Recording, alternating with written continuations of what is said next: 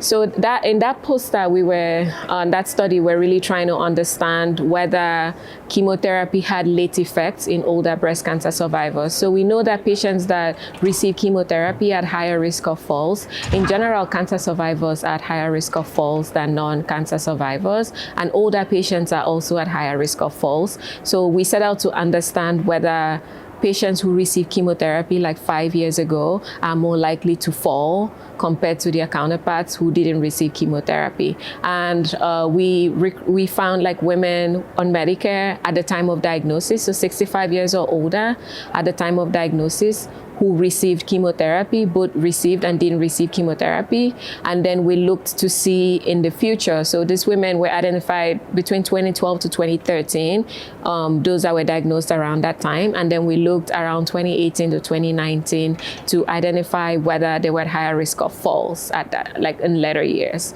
And we found that though they weren't at higher risk of falls anymore, they were still at higher risk of numbness, significant severity of numbness, interfering with their daily activities compared to those who didn't receive chemotherapy. And they were also more likely to have issues with balance, so balance problems,